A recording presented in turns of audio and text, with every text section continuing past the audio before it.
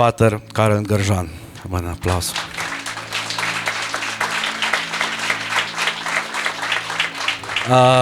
Jaz predlagam, da se v uvodu v dogodek z današnjim gostom nekoliko pogovorimo o aktualnih temah, kasneje pa bomo, oziroma bodo tudi na voljo vprašanja, vaša morebitna vprašanja za spoštovanega gosta, ali pa, da boste seveda z nami delili tudi kakšno osebno razmišljanje, izkušnjo, kritiko, predlog ali pa celo rešitev za kakšen problem, kar se tiče trenutnih aktualnih tematik.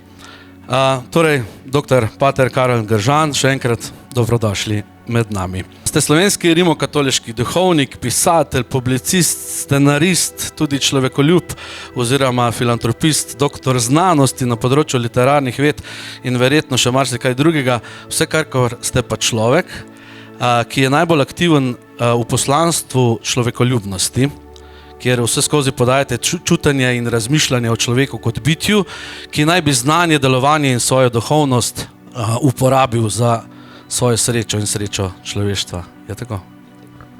In vsega stvarstva. Tudi med drugim. Ja. Zdaj, par vprašanj seveda imam pripravljene za vas, preden se pač v resnici postavimo v debato trenutne problematike. Še mogoče eno osebno vprašanje, ki me zanima. Ste najprej duhovnik, torej pater in šele potem doktor znanosti ali obratno, oziroma gre to z roko v roki? Torej, to, da sem doktoriral, me je zdaj sram, če mi govorijo, da sem znanstvenik, kajti znanost po sedanjih merilih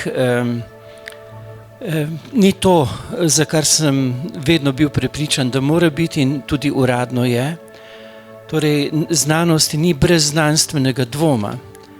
Znanost je vedno tam, ker je jasno soočenje vseh dejstev, ki so na določenem področju dostopna.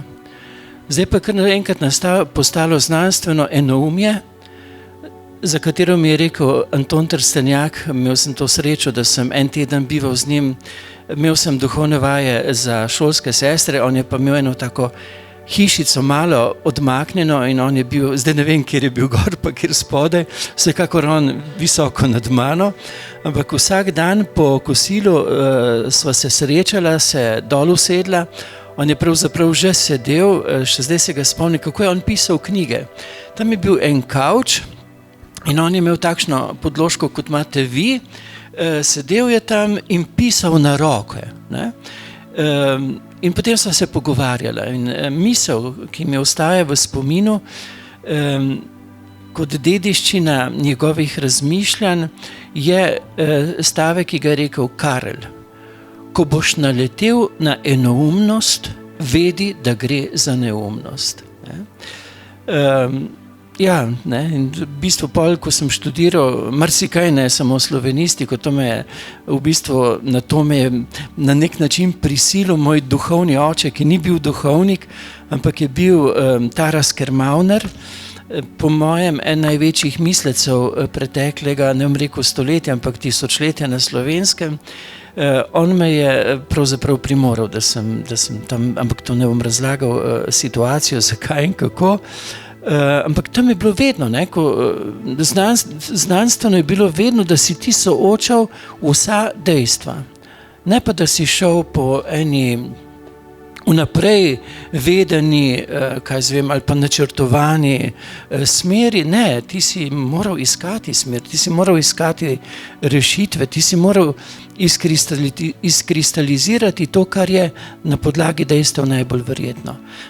No in zdaj, zakaj me je sram? Celo sem resno razmišljal, da bi se uradno odpovedal nazivu doktor znanosti, ker se mi zdi, da bi se moral doktor znanosti pa zdaj izpostaviti, oglasiti, posebej akademiki. Vem, ne bi jih javno objavil. Pa se ne, zakaj pa se ne? Zakaj se ne? Sem razmišljal recimo tudi v tej smeri, ne. Veste, eno področje razmišljanje, tudi izobraževanje.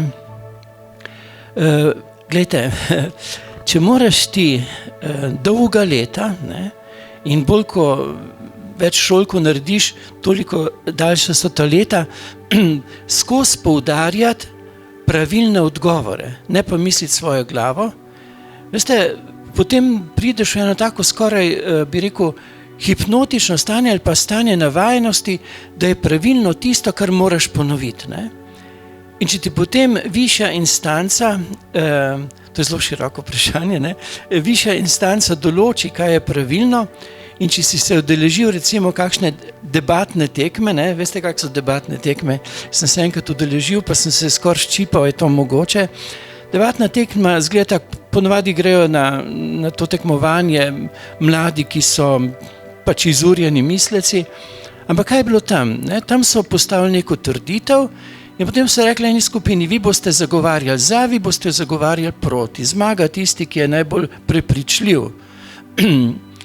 In potem so res, razumete, eni so na vse načine skušali ovreči trditev, drugi so jo zagovarjali, zmagal je ne tisti, ki bi bil najbolj etičen, ki bi bil najbolj, ne vem kaj, povezovalen, ampak ne tisti, ki je bil najbolj dejansko uspešen v svoji smeri.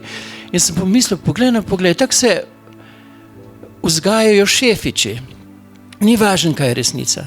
Ni pomembno dopolnjevanje, ne? Da bi bilo tekmovanje v dejansko dopolnjujočem osvetljevanju in iskanju tega, kar je najbolj verjetno.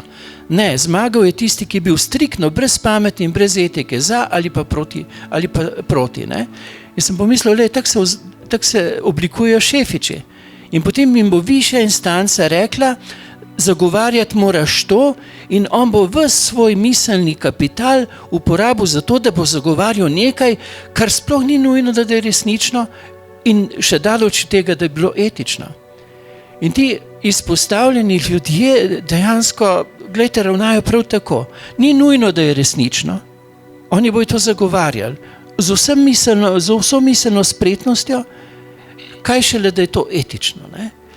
In recimo, če nekdo konča osnovno šolo, ker mora seveda petko dobiče pravilno ponovi, in potem gre na gimnazijo, pred kratkim sem vprašal, sem iskal ene prijatelje, ki imajo hčerki, ki hodita na gimnazijo, in sem rekel, kako vas ocenjujejo?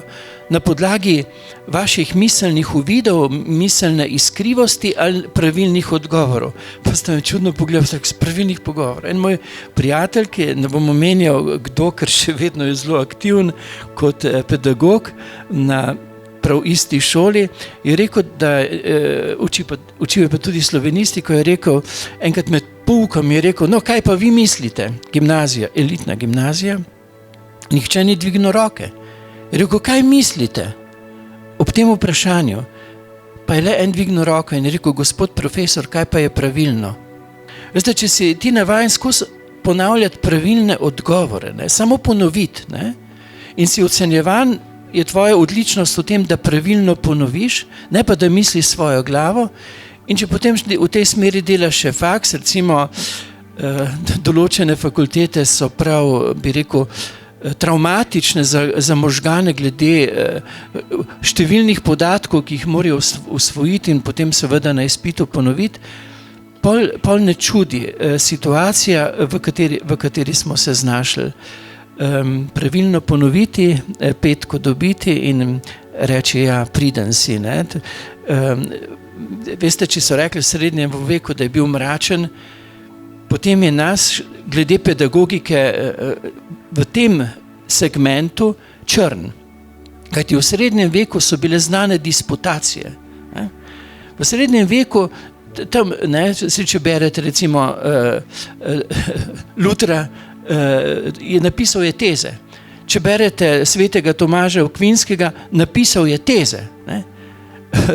In zakaj? Ker profesor je podal študentom teze, ki so bili miselni izzivi. Potem so bile pa znane ognjevite disputacije, pred katerimi niti Bog ne bil varen. Kajti takrat je šlo pa za miselno gibčnost, študentje so dejansko uporabili. Ne? In pa če gremo še bolj nazaj, atenska šola, po čem se je odlikoval profesor oziroma učitelj kot odličen?